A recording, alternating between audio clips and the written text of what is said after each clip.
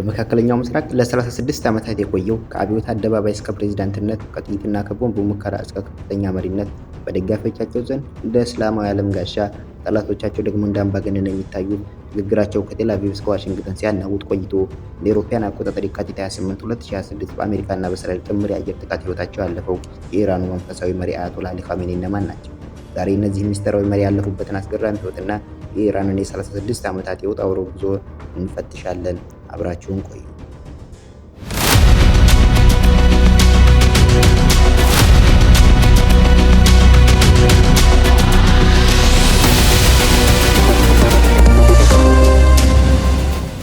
የአሊ ኻሜኒ ታሪክ የሚጀምረው ከአባታቸው ጃቫድ ኻሜኒ እና ከእናታቸው ኻዲጃህ ሚርዳማዲ እንደ አውሮፓውያን አቆጣጠር ሚያዝያ 19 ቀን 1939 በቅድስት ማሻድ ከተማ ተወለዱ።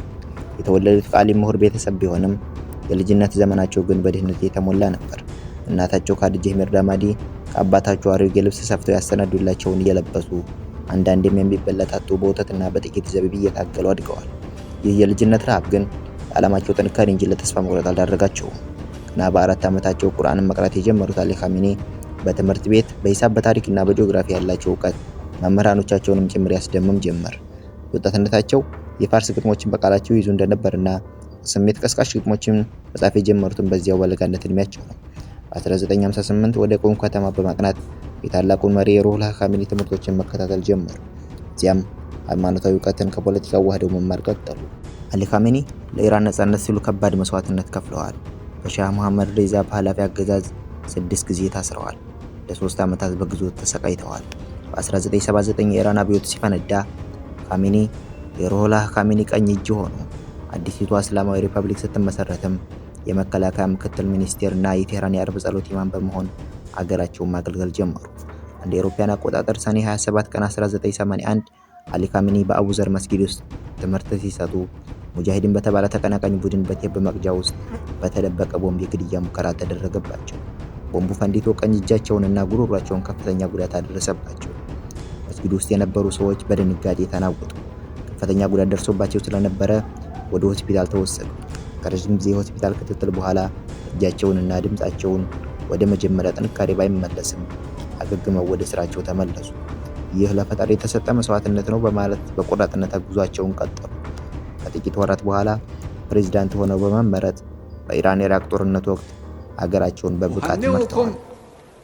بحلول شهر رمضان المبارك وأسأل الله لكم جميعا توفيق طاعات هذا الشهر الكريم. ሰኔ 1989 የአብዮቱ መስራች ሩሁላህ ኻሜኒ ሞቱ። የኢራን ሕዝብ ከፍተኛ ሀዘን ውስጥ ወደቀ። በምዕራባውያን መዲናዎች ደግሞ አንድ ተስፋ አቆጥቁጦ ነበር። ከሞቱት ከኻሜኒ በኋላ የኢራን አብዮት ይረግባል፣ ሀገሪቱም ወደ ምዕራባውያን እቅፍ ትመለሳለች የሚል ነገር ግን በዝግጅቱ ውስጥ አንድ ሰው ተመርጠዋል። አያቶላህ አሊ ኻሜኒ ዓለም ለጊዜው የመጡ የሽግግር መሪ ብሎ የገመታቸው ሰው ለሚቀጥሉ 3 አስርተ ዓመታት የምዕራባውያን ትልቁ ራስ ምታት ይሆናል ብሎ የገመት አልነበረም። ኻሜኒ ስልጣን ሲይዙ የቀዝቃዛው ጦርነት ማብቂያ ነበር። ሶቪየት ህብረት እየፈረሰች አሜሪካ ብቸኛዋ የዓለም ሀያል ሆና በወጣችበት ወቅት ኻሜኒ የራሳቸውን መስመር አሰማሩ። ኻሜኒ እንደ ቀድሞቹ መሪዎች ጦርነትን ብቻ ሳይሆን ለስላሳ ኃይልን ሶፍት ፓወር ፈሩ። የምዕራባውያን ፊልሞች፣ ሙዚቃዎችና የሊበራል ሴቶች የኢራን እስላማዊ ማንነት ለመሸርሸር የሚላኩ ጸጥ ያሉ ቦምቦች እንደሆኑ ለህዝባቸው ተናገሩ። በዚህም የኢራንን ማህበራዊ ኑሮ በጥብቅ ቁጥጥር ስር አዋሉ። በ2000ዎቹ መጀመሪያ ላይ የኢራን የኒውክሌር መርሃ ግብር ለዓለም ይፋ ሆነ። ዋሽንግተን ኢራን የአቶሚክ ቦምብ እየሰራች ነው ስትል፣ ኻሜኒ ግን ይህ የሳይንስና የሉዓላዊነት ጉዳይ ነው በማለት አቋማቸውን አጸኑ። አውሮፓና አሜሪካ የኢራንን የነዳጅ ሽያጭ እና የባንክ ስርዓት በማዕቀብ አገዱ። የኢራን ሪያል ዋጋ ረከሰ፣ የኑሮ ውድነት ጣራ ነካ። በዚህ ጊዜ አያቶላው በውጭ ላይ ጥገኛ ከመሆን ይልቅ በራሳችን ማምረት አለብን የሚል መመሪያ አስተላለፉ። የኻሜኒ ስትራቴጂ ከኢራን ድንበር ተሻገረ። በቀጠናው ያሉ ሀገሮች ከምዕራባውያን ጣልቃ ገብነት እንዲላቀቁ ከመካከለኛው ምስራቅ ጠራርጎ ለማስወጣት የመቋቋሚያ መስመር የሚባል ሰንሰለት ዘር። ነገር ግን ይህ አልበገር ባይነት ትልቅ ዋጋ አስከፍሏል። በሀገር ውስጥ የዲሞክራሲ ጥያቄና የኢኮኖሚ ቀውስ ያስመረራቸው ወጣቶች አደባባይ ወጡ። ኻሜኒ ግን አልተንበረከኩም። ማንኛውም ተቃውሞ በውጭ ጠላቶች የተቀነባበረ በማለት በጸጥታ ኃይሎቻቸው በኩል እርምጃ ወሰዱ። ለአሜሪካ እጅ መስጠት ማለት የአብዮቱ መሞት ማለት ነበር። አሊ ኻሜኒ በኢራን ታሪክ ረጅሙን ጊዜ በስልጣን ላይ የቆዩ መሪ ናቸው። ዓለም በተለዋወጠች ቁጥር እሳቸው ግን ሳይለወጡ ቆመዋል። ካሜኒ የምዕራባውያንን እብሪት የሰበሩ፣ ኢራንን በሳይንስና በወታደራዊ ኃይል ያዘመኑ ሐኪም ናቸው። አሊ ካሜኒ በ1989 ጀምሮ የተጓዙበት መንገድ አንድ ነገርን በግልጽ ያሳያል። በቴህራን ሰማይ ስር የአሜሪካ የበላይነት ፈጽሞ ቦታ የለውም። ዓለም በጥቅምና በጉልበት ነው የምትመራው የሚለው ያኔ የገባቸው ኢራንን ወደማትደፈር ሀገርነት ለመቀየር የገፋፋቸው ዋና ሞተር ሆነ።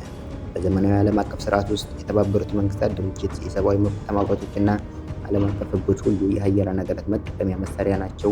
ካለ ትከበራለህ፣ ከሌለ ትደመሰሳለህ ነው ነገሩ። ካሜኒ በምዕራባውያን ላይ ያላቸው ጥርጣሬ በምክንያት የተደገፈ ነው። እንደ ሊቢያው መሐመድ ጋዳፊ የኒውክሌር ፕሮግራማቸውን ለጥቅም ብለው ቢተዉ መጨረሻቸው መውደም እንደሆነ ያምናሉ። እንደ ኢራቁ ሳዳም ሁሴን ደካማ ሆነው ቢገኙ ወረራ እንደሚጠበቃቸው ያውቃሉ። ስለዚህ ፍትህ የሚገኘው ጠላት ሊያጠቃ ሲያስብ ለሚሰማው ፍርሃት ልክ ነው የሚል መርህ አላቸው። የማትደፈር ኢራንን ለመፍጠር ካሜኒ ሶስት ዋና ዋና ምሰሶዎችን ተከሉ።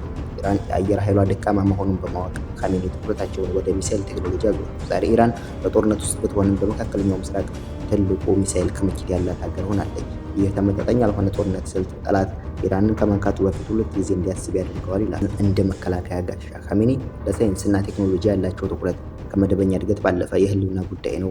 ምዕራባውያን ሳይንሳዊ የበላይነታቸውን ተጠቅመው ደካማ ሀገራትን ባሪያ እንደሚያደርጉ ደጋግመው ይናገራሉ። ስለዚህ ሳይንስን መቆጣጠር ማለት ነፃነትን መቆጣጠር ነው የሚል መሪ ቃል በቢሊዮኖች የሚቆጠር ዶላሮችን በምርምር ላይ አፈስሰዋል።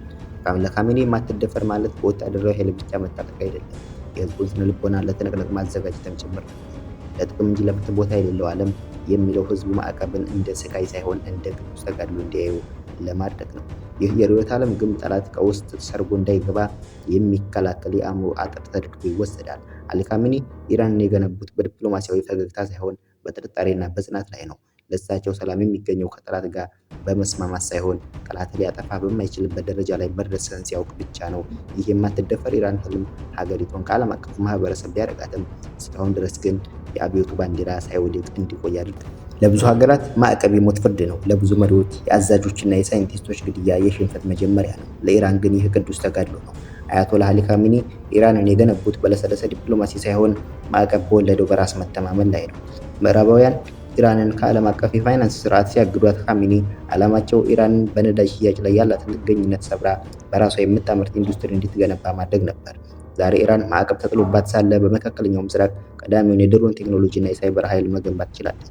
ማዕቀቡ ኢራንን ከዓለም እኩል እንዳትጓዝ አላደረጋትም። ይልቁንም ራሱን የቻለ ዓለም እንድትፈጥር አስገድዳል። ከ2010 ጀምሮ የኢራን ስመጥር የኒውክሌር ሳይንቲስቶች በቴህራን አደባባዮች ላይ በታቀዱ ስሌቶች ተገድለዋል። የእስራኤል ሞሳድ እጅ እንዳለበት ቢታመንም ካሜኒ ግን አልተሸበሩም።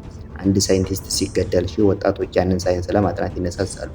እያንዳንዱ ግድያ የኒውክሌር ፕሮግራሙን ከማቆም ይልቅ የኢራንን የቴክኖሎጂ ፍላጎት ይበልጥ አፋጠነው። ሞት ለቴህራን ሳይንቲስቶች ሽንፈት ሳይሆን የቅዱስ ተጋድሎ አካል ሆነ። አሜሪካ ጄኔራል ቃሲም ሱሌማኒ ስትገድል የኢራን ቀጠናዊ ተጽዕኖ ያበቃል ብላ ገምታ ነበር። ነገር ግን የታየው ተቃራኒው ሆነ። የሱሌማኒ ግድያ ተከትሎ የአሜሪካ የጦር ሰፈር ለመጀመሪያ ጊዜ በሚሳይል ተደበደበ። ኢራን በአንድ ግለሰብ ጥንካሬ ላይ የምትቆም ሀገር አይደለችም። ካሜኒ የገነቡት ስርዓት ተተኪ መሪዎችን በበለጠ ሁኔታዎች ጠንክረው የሚመጡበት ሆነ። አንድ አዛዥ ሲወድቅ ሌላው ያንን ባንዲራ አንስቶ ጉዞውን ይቀጥላል። ለምን አልተንበረከከችም የሚለውን ጥያቄ እናንሳ። ምክንያቱም ካሜኒ ህዝባቸውንና መዋቅራቸውን ያዘጋጁት ለረዥም ጦርነት ነው። እኛ የትላንትናዎቹ አይደለንም፣ እኛ በ8 ዓመት ጦርነት እሳት ውስጥ ያለፍነን የሚለው የካሜኒ ንግግር የሀገሪቱን ብረት ለበስ ማንነት ይገልጸዋል። ምዕራባውያን ጫና ባደረጉ ቁጥር ኢራን ይበልጥ ወደ ውስጥ ትጠነክራለች፣ ይበልጥ ወደ ምስራቅ ቻይናና ሩሲያ ትጠጋለች፣ ይበልጥ አልበገርም ትላለች። ታሪክ እንደሚያስተምረን ኢራንን ለማንበርከክ የሚደረግ ማንኛውም ሙከራ ውጤቱ ተቃራኒ ነው።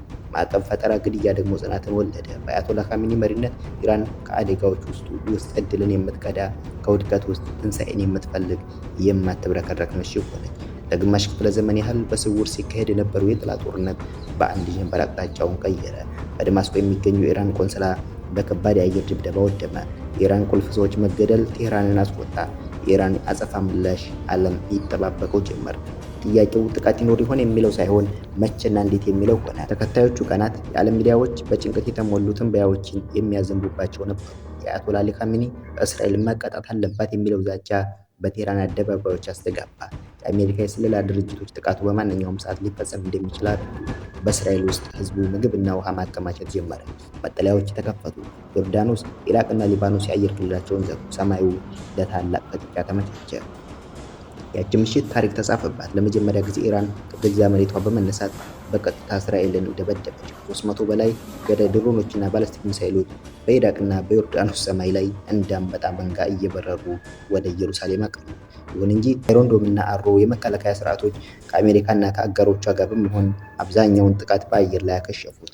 ነገር ግን ነገሩ በዚህ አላበቃም። ውጥረቱ ተባብሶ ቀጠለ። ለዓመታት በኢራን እምብርት ውስጥ ተሰግስገው የቆዩት የሞሳድና የሲአይኤ ሰላዮች የመጨረሻውን ካርድ መዘዙ።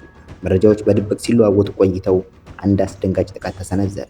በአሜሪካና በእስራኤል ጥምር የተቀናጀ የአየር ድብደባ የኢራንን መንፈሳዊ መሪ የአብዮቱን አባት አያቶላህ አሊ ካሜኒ ከከፍተኛ ጀነራሎቻቸው ጋር ባሉበት ኢላማ ተደረጉ። ይህ ተራ ወታደር እርምጃ አልነበረም። የኢራን አገዛዝ ስርዓት ምሰሶ ላይ የተሰነዘረ የከፋው ሚሳኤል ውርጅብኝ ነበር። ነገር ግን መሪዎቹ ቢገደሉም ድብደባው ግን አላበቃም። እስራኤልና አሜሪካ የኢራንን ወታደራዊ አቅም ሙሉ በሙሉ ለማሽመድመድ የአየር ጥቃታቸውን አፋፋሙ። የሚሳኤል ማከማቸው፣ የራዳር ጣቢያዎችና የጦር ሰፈሮች በከባድ ቦምቦች ተደበደቡ። የኢራን ምላሽ ግን ከታሰበው በላይ የከፋ ሆነ። መሪዎቿ መገደላቸውን ቴህራን አላንበረከካትም።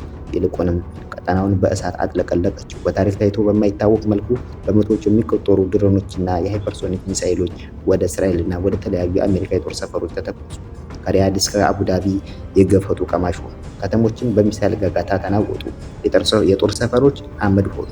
ነገር ግን ሰላም አልወረደም። ዛሬ በመካከለኛው ምስራቅና ዓለም አቀፉ ፖለቲካ በአዲስና አስፈሪ ጨለማ ውስጥ ናቸው። የጥላው ጦርነት አብቅቶ የቀጥታ ፍጅት ተጀምሯል። አሸናፊው ማን እንደሆነ ማንም አያውቅም። ተሸናፊው ግን ሰብአዊነት እንደሆነ ግልጽ ነው።